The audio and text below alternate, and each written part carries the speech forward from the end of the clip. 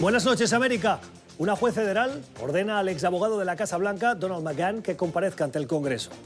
La decisión supone un revés a los intentos del presidente Donald Trump por evitar que sus allegados testifiquen en la investigación previa al posible juicio político en su contra. Según la magistrada, ningún funcionario que haya recibido una citación del Congreso para comparecer puede textualmente ignorar o desafiar el proceso obligatorio ni por orden del presidente ni por cualquier otra causa.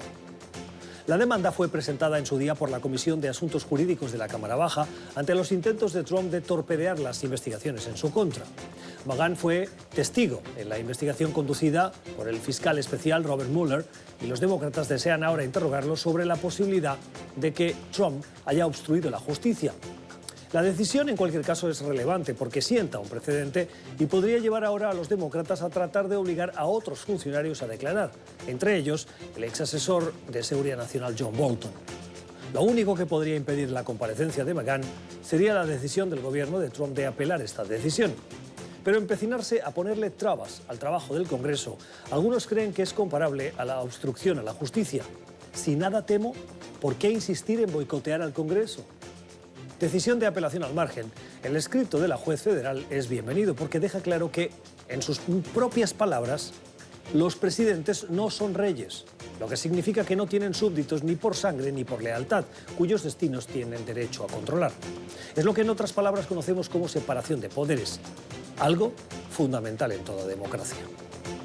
Son las 7 en Ciudad de México, las 8 en la costa este de Estados Unidos, Bogotá y Quito, y las 10 en Montevideo, Buenos Aires y Santiago. Y esto es Cuestión de Poder. Bienvenidos.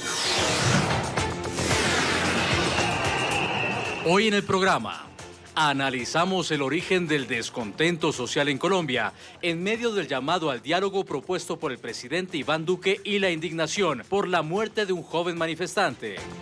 Tribunal Constitucional en Perú avala medida que permitiría libertad de la líder política Keiko Fujimori. Demoledor informe sobre violaciones a los derechos humanos en Nicaragua desde que comenzaron las protestas en contra del régimen de Daniel Ortega. Victory is winning for our country. Hoy comienza un cambio de régimen político. Desde nuestros estudios en Washington, la opinión, el análisis y las voces que nos ayudan a comprender nuestro mundo. Es cuestión de querer, es cuestión de poder. Comenzamos. Y lo hacemos con algunas noticias de la actualidad que nos han llamado la atención, a las que les queremos poner notas al pie o la voz de los expertos. La primera mirada para la carrera de la nominación demócrata. Ya Michael Bloomberg está en la liza y empiezan las comparativas. Un interesante trabajo con datos obtenidos de Advertising Analytics, que toma la inversión en publicidad de los candidatos, de las 2 decenas de candidatos que hoy están buscando no solo la nominación, sino en el conjunto llegar a la Casa Blanca. Por lo tanto, incluimos al presidente Donald Trump. Y en esa lista los hemos puesto por orden de inversión en publicidad. Y miren los datos. Lo primero que llama la atención es que la carrera para las elecciones del 2020 está dominada por millonarios. Ahí tienen razón esos que dicen que las elecciones en Estados Unidos son solo para los que tienen músculo financiero, para los millonarios. ¿Quiénes están al frente? Steyer, Bloomberg y Donald Trump con inversiones. El primero de casi 55 millones de dólares, seguido de Bloomberg con 35, y eso que acaba de entrar, tiene una fortuna de miles de millones de dólares y está dispuesto a invertir lo que haga falta para conseguir esa nominación. Y en tercera posición, Donald Trump, que está en campaña, no lo olvidemos, desde el día 1 de su presidencia.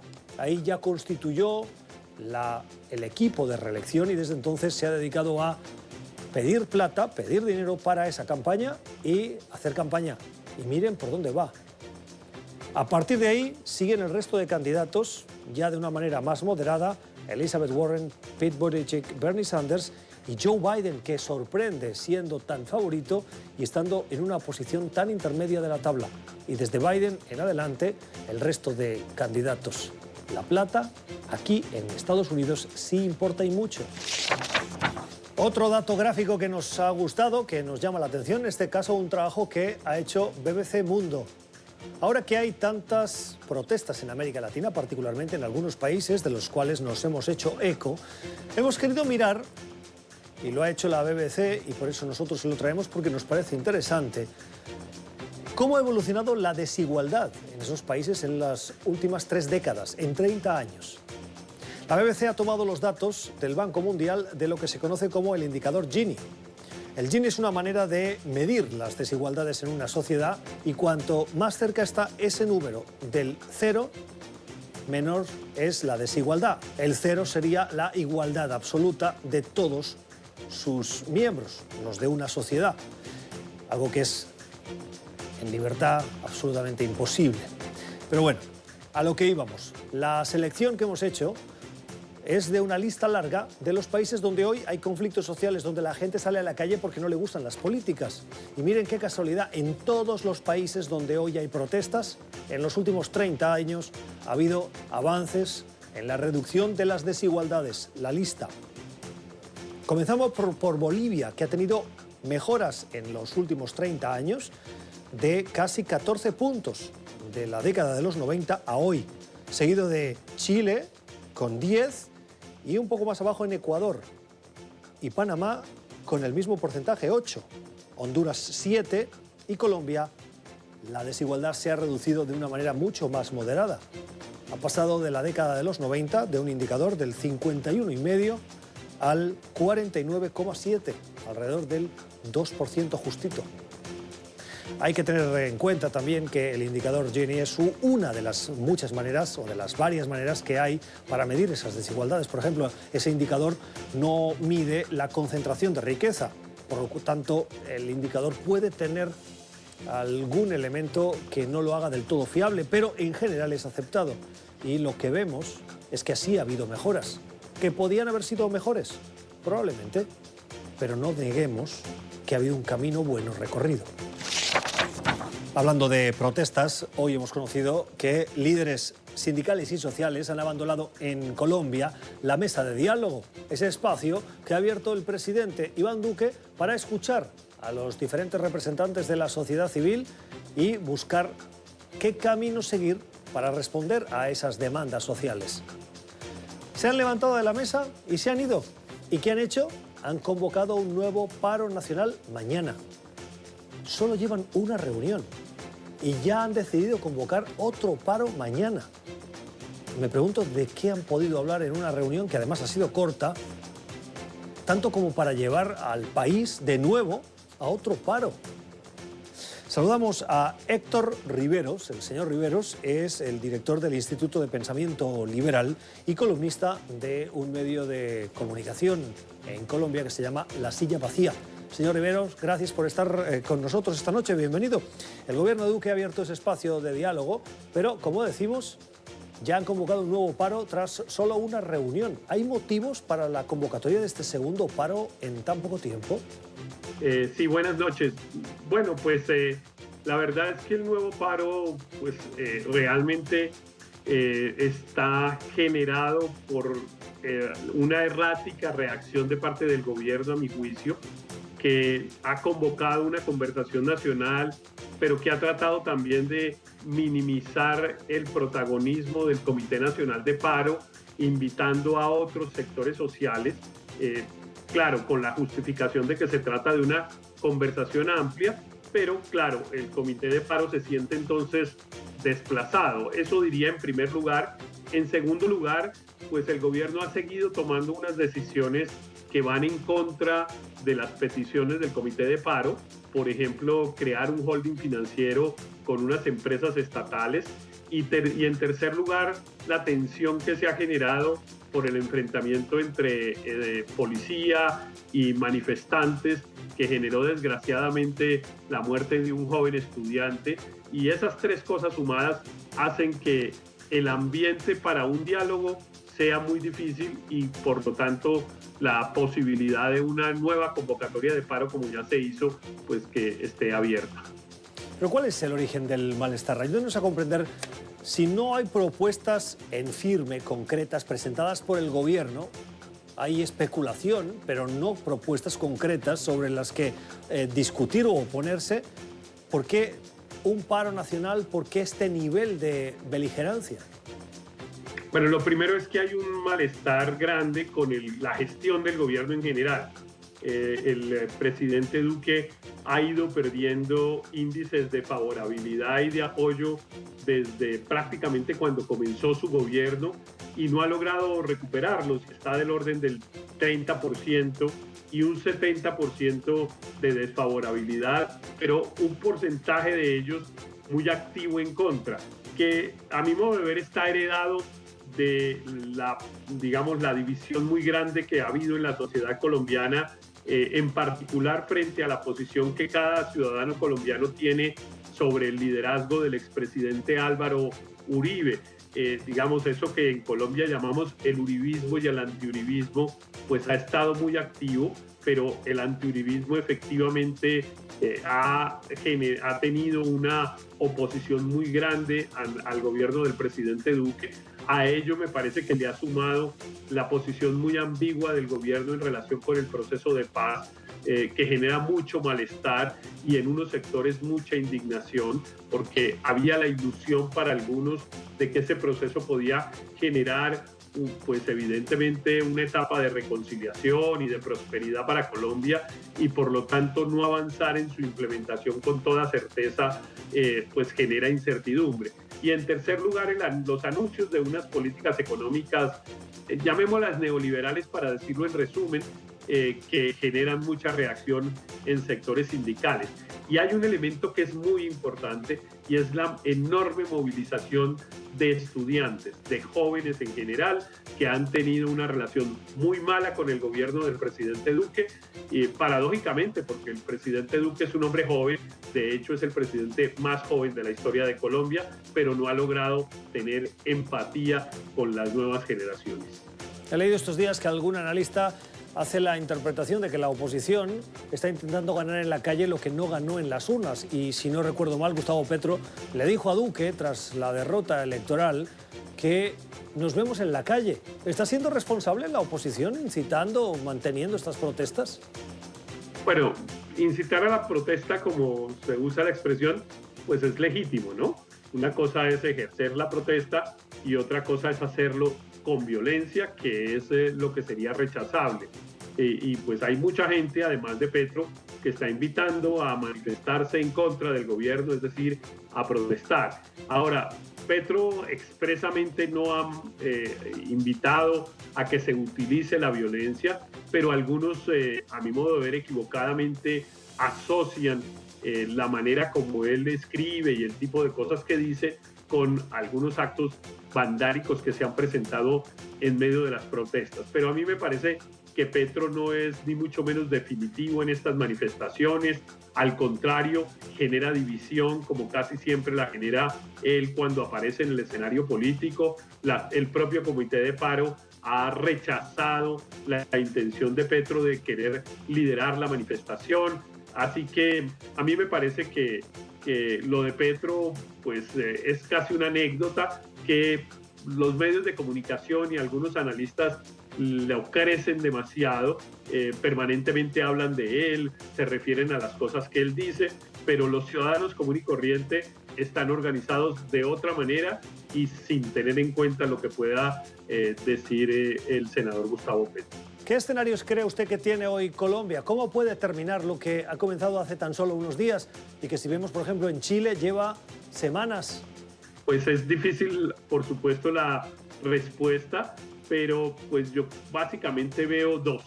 Uno, que es la posibilidad de que el gobierno tome iniciativas, lidere, adopte decisiones. Hoy, por ejemplo, el gobierno adoptó algunas que yo diría que deberían estar bien vistas.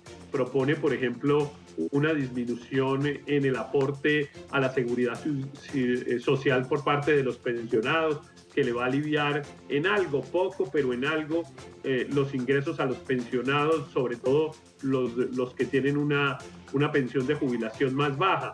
De otra parte, tomó una decisión para unos incentivos tributarios en favor de quienes generen empleo juvenil Y ese tipo de iniciativas pueden, digamos, apaciguar un poco la reacción que ha habido, y logrado ese apaciguamiento, pues podría encarrilarse de nuevo un diálogo. Sin el apaciguamiento me parece imposible. Y por lo tanto me tranquiliza un poco esos anuncios que se hicieron en el marco de un proyecto de ley de reforma tributaria. Ojalá los convocantes del paro lo valoren también positivamente.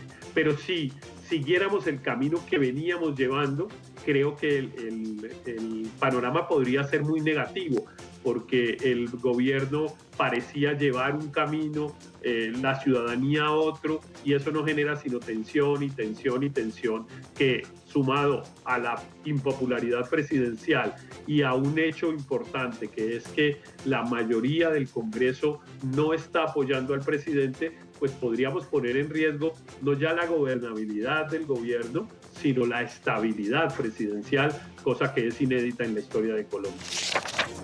Y en nuestra lectura recomendada hoy, una columna de opinión que se publica en las páginas del diario El País. La firma la columnista María Antonia Sánchez Vallejo y lleva por título Política Selfie.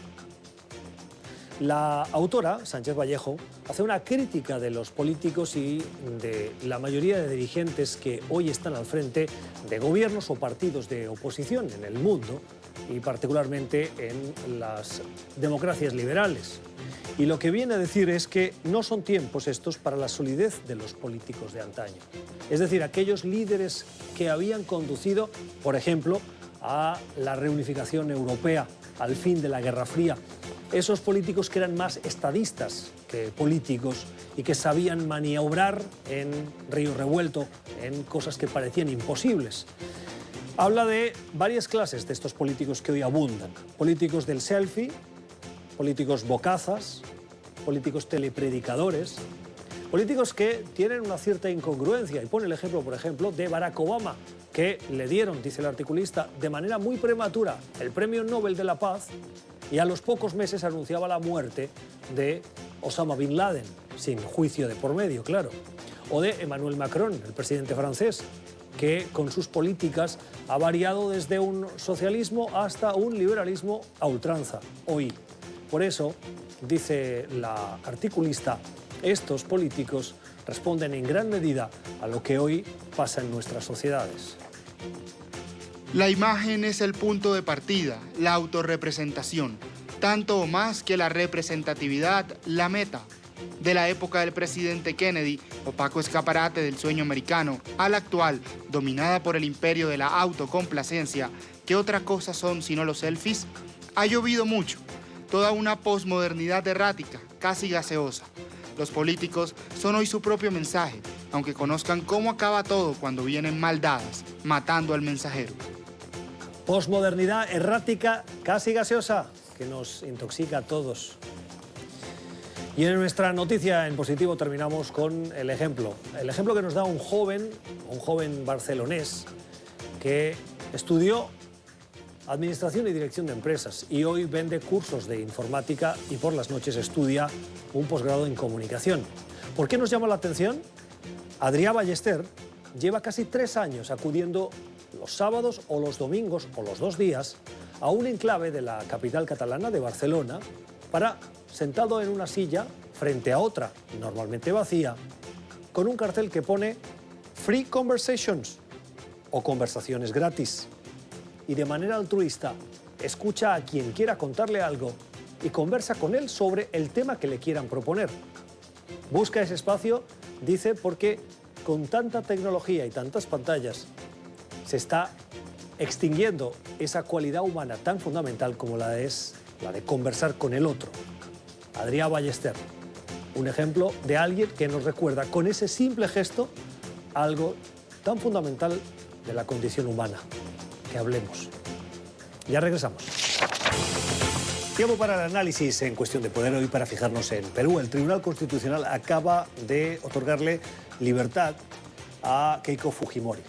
Keiko Fujimori es una política de oposición en el Perú, lidera el partido Fuerza Popular y ha estado en prisión preventiva desde el pasado mes de octubre, cuando se abrió un proceso de investigación que la implicó en presuntos pagos y cobros con la constructora Odebrecht, cuyo nombre está ya vinculado a la infame sombra de la corrupción en América Latina. Bueno, el Perú no fue una isla y Keiko Fujimori tiene que responder ante la justicia. El proceso continúa, pero la diferencia es que Keiko Fujimori ahora sale de prisión y va a poder enfrentar y defenderse desde la libertad. ¿Cómo le afecta eso a Fujimori? ¿Cómo afecta eso a la política peruana? Vamos a conversar hoy con Úrsula Indacochea, es la directora de Independencia Judicial de la Fundación del Debido Proceso. Señora Indacochea, gracias por estar con nosotros. Buenas noches. Hola, Gustavo. Un gusto también. Las decisiones de las últimas horas, Keiko Fujimori todavía no ha salido de prisión porque tiene que pasar ese proceso administrativo para que, de lo que dicta la Corte, a que salga, avance. ¿Qué significa la salida de Keiko? ¿Es una victoria para ella? Relativamente sí. Más bien diría yo que es una derrota digamos, fuerte para la lucha anticorrupción en el Perú, ¿no? Keiko Fujimori aún no está en libertad, aún falta que la decisión del Tribunal Constitucional se materialice en una resolución que, según el mismo tribunal anunciado, se publicaría el jueves. Es una decisión de 4 contra 3 votos, es decir, hay 3 magistrados que están en contra y esos votos tienen que poder leerse para poder entender cuál es el razonamiento del tribunal, ¿no? Ha trascendido mucho desde ese tribunal cuáles serían las razones de cada uno de los votos, ¿no? Y una de las cosas importantes que ha trascendido es que se logró eliminar de la ponencia la mención de que Keiko no podría ser procesada por organización criminal, ¿no? Y eso es importante porque el Tribunal Constitucional en otras ocasiones en el pasado, y estoy hablando de los últimos 8 o 10 años, ha entrado a veces a temas de fondo que no debería haber tocado. Entonces, de aquí hasta el jueves, digamos, todavía hay la posibilidad de que el fiscal José Domingo Pérez o el equipo que está a cargo de este caso pueda pedir una nueva medida cautelar de prisión preventiva contra Keiko y que el juez pueda otorgarla. ¿Qué peligros tiene que Keiko esté en libertad? ¿Le pueden retirar el pasaporte y de esa manera garantizar que se aplica el debido proceso? Ella puede defenderse en libertad y de esa manera hacer un proceso más justo para ella, tal vez. Bueno, el problema con Keiko no era realmente el peligro de fuga, ¿no? El caso de Keiko Fujimori era el de obstaculización de la justicia, ¿no? Ella quedó como bastante evidenciado a través de diversos elementos que a través del control que tenía en el Congreso, ¿no? Y la protección que le dio al fiscal de la Nación, Pedro Chávarri, que es un personaje bastante nefasto, digamos, en toda esta historia, estaba obstaculizando las investigaciones en su contra.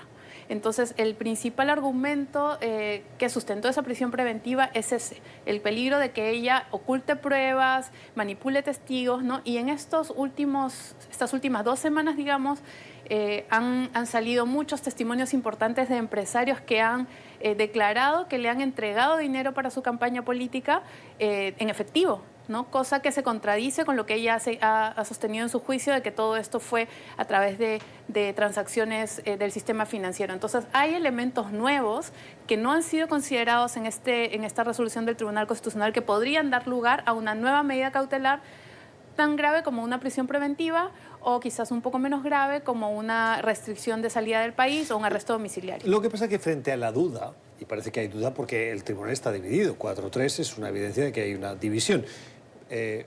Frente a la duda siempre es mejor aplicar la presunción de inocencia. Quiero decir, la prisión preventiva es un recurso que si se abusa mucho puede acabar lesionando derechos fundamentales. Sí, por supuesto, por supuesto. Y en ese sentido, digamos, el Perú es un país que tiene, digamos, sus máximos de prisión preventiva son bastante cuestionables, ¿no? Hasta 36 meses podría, y digamos, haciendo una comparación en la región y con los estándares internacionales, es muy alto y es cuestionable. Y es por eso que la Corte Suprema le redujo a 18 meses, ¿no? Igual 18 meses podría ser incluso excesivo, ¿no? Entonces, una de las dudas que tiene la ciudadanía es si esta decisión del tribunal entró analizar más bien la proporcionalidad o si es que simplemente entiende que no hay elementos para una detención preventiva contra Keiko. ¿Usted cree que Keiko, saliendo de la prisión, con la información que usted nos está dando y lo que se ha conocido en los últimos días,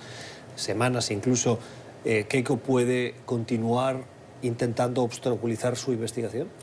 Yo creo que sí, ¿no? Creo que sí.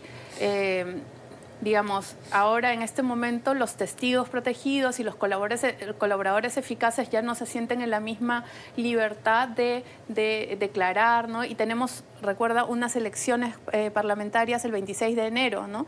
Entonces también, digamos, que Keiko, aunque ella misma no sea candidata, esté fuera, digamos, eso es un elemento, digamos, en el juego político muy importante, porque ella es una lideresa que tiene mucha llegada en ciertos sectores de la población peruana, y que ella pueda hacer campaña por su movimiento político directamente también es un elemento de la balanza política. El análisis de Úrsula Indacochea, que es abogada, es directora de Independencia Judicial de la Fundación del Debido Proceso, sobre el análisis de la situación en Perú y esa cuenta regresiva tras conocerse la decisión del Tribunal Constitucional para permitir que Keiko Fujimori, la política que lidera la organización política Fuerza Popular, salga en libertad. Señora Indacochea, gracias por haber estado con nosotros. Gracias a ti. Vamos a seguir esa actualidad del Perú aquí en Cuestión de Poder. Ya regresamos. Tiempo para el análisis, para el diálogo aquí en Cuestión de Poder, para adentrarnos en una situación difícil que está pasando Nicaragua.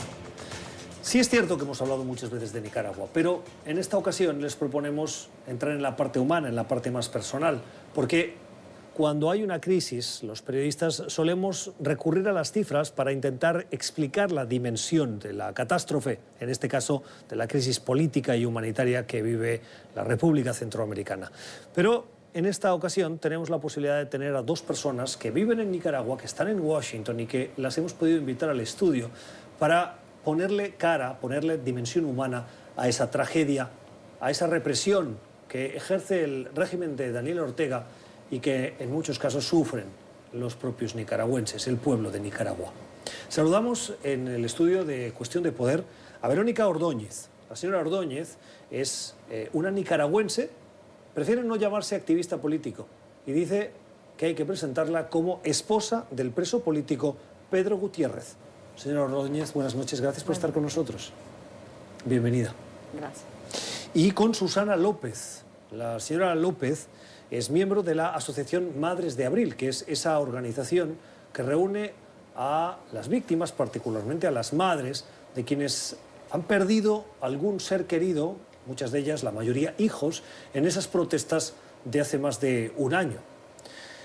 La señora López perdió a su hijo el 14 de junio, a Gerald José Vázquez López, en esas protestas, y nos acompaña también. Señora López, gracias por estar con nosotros. Muchas gracias por la invitación. Bienvenida. Gracias. Quiero pedirles, antes de comenzar, que nos cuenten cuál es su caso de represión. En su caso, sabemos que usted tiene a su marido preso por el régimen y usted considera que es un preso político. Así es. ¿Qué ha pasado? Bueno, él fue detenido desde el 4 de julio del año pasado. Él era autoconvocado y era participante activo en las protestas, pues en las marchas que se iniciaban en esos días. Y él fue capturado pues en su centro de trabajo y hasta la fecha pues él no ha salido de la cárcel y todavía el proceso sigue pues en pie. Todavía no se ha dado, digamos, un veredicto, no se ha dado una sentencia en el caso y pues se ha ido postergando, reprogramando y eso, o sea, ya... A él lo detuvieron en su puesto de trabajo. Sí. Él iba a trabajar y sí, se presentaron Policía sí. Nacional y lo detuvo. Sí, paramilitares también. Paramilitares también. ¿Qué argumento le dieron para la detención? Pues en el momento ninguna, solamente lo agarraron, pues, lo esposaron y se lo llevaron de ahí. Y luego, cuando usted ha pedido explicaciones, ¿qué argumento le han dado? Bueno, yo lo busqué hasta que pues lo pude encontrar en los juzgados ya estaba frente al juez. Cuando o sea, nadie se comunicó con usted. No, nadie. Y lo fui encontrar en los juzgados. Una abogada me llamó y me dijo, ahí está tu marido, pues frente al juez y dice que está en tal parte. Y el juez, cuando escucha su caso, ¿Qué acusación recibe formal por parte de las autoridades? Supuestamente lo acusan a él de robo agravado y secuestro simple. Robo agravado y secuestro simple. ¿Qué robó? Sí, supuestamente un arma. O sea, robó un arma. Un arma con alguien, con otras personas, se robó un arma a un guarda de seguridad, un vigilante. Ajá. Entonces, pero mi esposo... Y secuestro simple es que ese vigilante fue secuestrado para que le robasen el arma. Se supone que así es. Entonces, él era un trabajador en ese momento, pues, y era autoconvocado. Entonces, una persona... ¿Qué quiere decir autoconvocado? Bueno, que se iba solo él a las marchas. Digamos que se reunían... O sea, que participaba en ese derecho tan fundamental en una democracia como es el derecho a protestar. Así es. Entonces, pues, y ese era el motivo. Y él es una persona discapacitada, pues, que le falta una pierna y no podría él, pues, dedicarse a esa actividad que a él le infundan. Entonces, estamos seguros nosotros y hemos presentado pruebas, pues, de que él no participó en eso que se le acusa y está, pues, por eso, por ser un manifestante opositor. Y es a la fecha, pues, y todavía está preso. Ya va a cumplir 18 meses ya el 4 de diciembre. Y claro, no hay sentencia y por lo tanto se considera una prisión preventiva que, si me permiten, y yo no siendo jurista, pero parece un abuso del recurso de la prisión preventiva. Sí, porque ya debería estar en libertad, por lo menos. Si siguiera enfrentando el proceso, debería estar ya en libertad y enfrentarlo fuera de prisión. Porque con ese arma que le imputan, ¿se cometió algún delito según las autoridades? No, no. Solamente dice 18 meses. 18 meses. Y aún no sabemos nada más. Sí. Increíble. Todavía no se ha concluido juicio. ¿Cuáles son las condiciones de su marido? ¿En qué estado se encuentra? Pues él está en una cárcel con reos comunes y pues las condiciones son deplorables ahí. Son inhumanas porque son cárceles que no permiten las condiciones, pues, a una persona, mucho menos a una persona discapacitada como es él. Señora López, ¿cómo fue las circunstancias que llevaron al deceso de su hijo? Bueno, los muchachos universitarios empezaron la lucha a partir del 18 de abril por una manifestación al Seguro Social que le impuso Daniel Ortega a los ancianos. Los muchachos comenzaron como miran el impacto, pues, que ellos golpean a los ancianos, vinieron todos los muchachos y comenzaron se levantaron en apoyo a los ancianos. Mi hijo se atrinchera en la UNAM Managua a partir del 7 de mayo. La UNAM es la Universidad Nacional Autónoma de Managua. Sí, allí estudiaba, ya era alumno activo, universitario, tercer año de ingeniería, de técnico medio superior en la construcción. A partir de esas fechas ellos comenzaron, particularmente a partir del 18 de abril, comenzaron los asesinatos continuos en diferentes departamentos. Fueron continuos. A él lo asesinan en el plan limpieza que empieza desde Masaya en la fecha de junio. El plan limpieza es ese plan que pone en marcha el gobierno de Ortega. Sí. Cuando quiere limpiar lo que ellos dicen, las barricadas, los ¿verdad? tranques. Los tranques que ustedes llaman. Sí, cuando él limpió los tranques, la operación empieza desde el 6 de junio, donde hubieron cantidades de asesinados. ¿Su hijo estaba en uno de esos tranques? No, mi hijo estaba en la UNAM Managua. ¿Dentro de la universidad? Atrincherado. Atrincherados. Ellos estaban peleando por una autonomía universitaria, todos los universitarios que estaban ahí. Por eso se toma la universidad estaba intacta. Cuando llega el 13 de julio, estaba la marcha que ellos hacen los 19 de julio. Ella lo adelantó y agarraron para Masaya. Entonces hubo un entretenimiento entre el repliegue, los ataques, estaban atacando en ese momento Monimbón, pero yo estaba viviendo en Masaya. Masaya es una población que queda a unos 20 minutos aproximadamente de Managua. Prácticamente estamos A 1 hora. A 1 hora. Si la carretera está limpia, yo la he recorrido en 30 minutos. Sí, si está limpia, llega rápido, pero si no, pues según el tráfico como esté. Entonces, él se atrinchera desde esa fecha, el 13 de julio, el gobierno hace repliegue, atacan Monimbó, pero al mismo... Monimbó es un barrio dentro de la ciudad de Masaya. Exactamente, es el barrio monimboceño.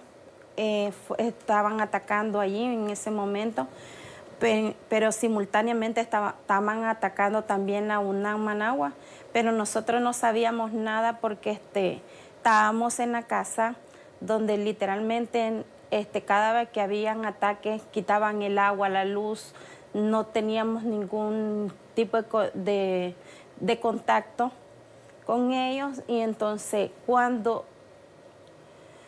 a mí me llaman, fue el 14 de julio, me llama mi papá.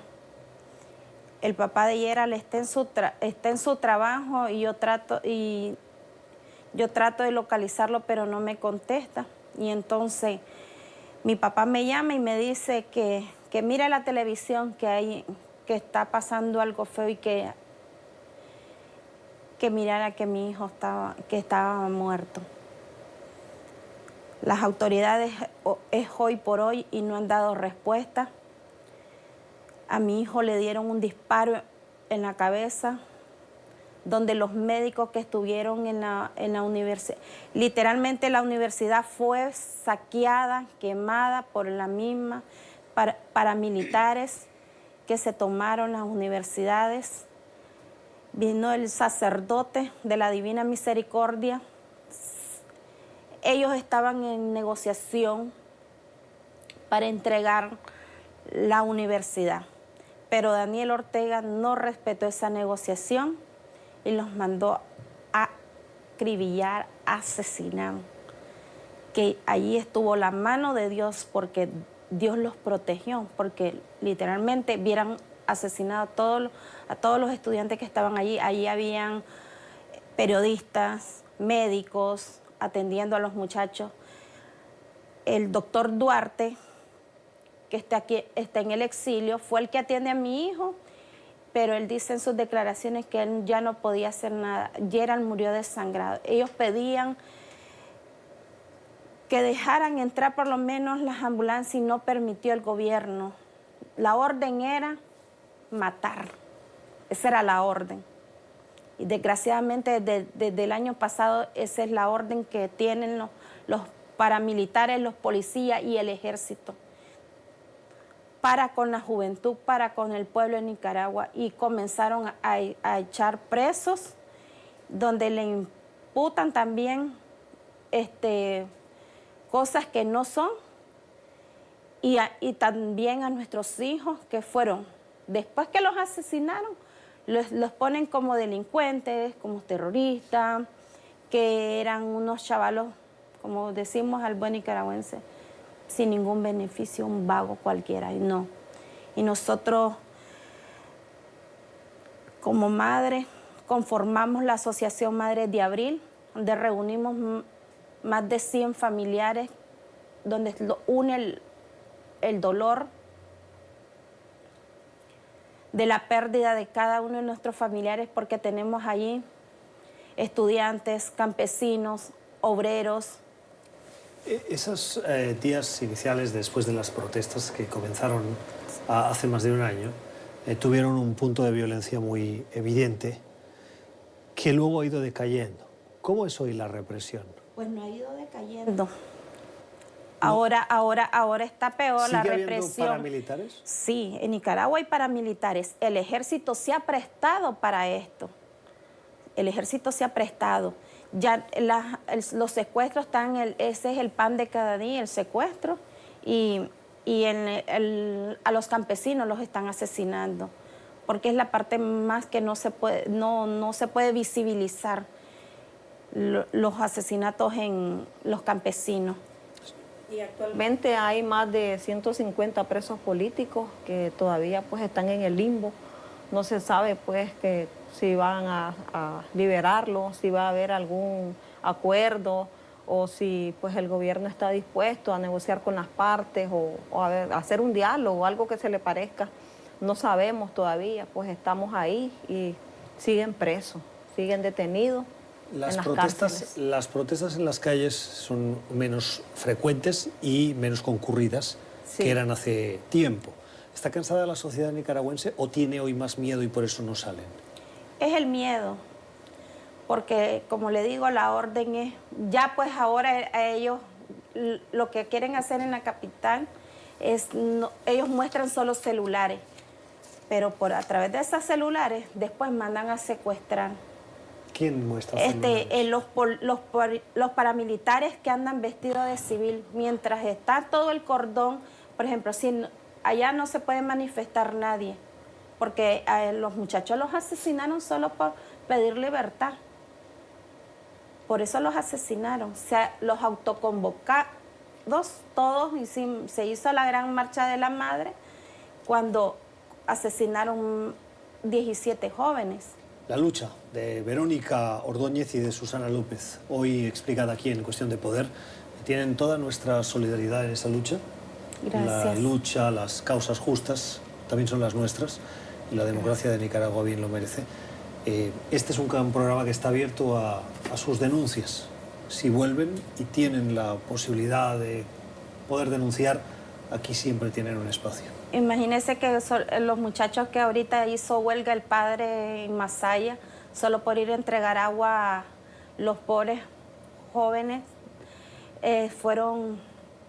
ya tienen acusaciones de varios delitos. Y ahora es un delito apoyar a las personas que hicieron la huelga de hambre.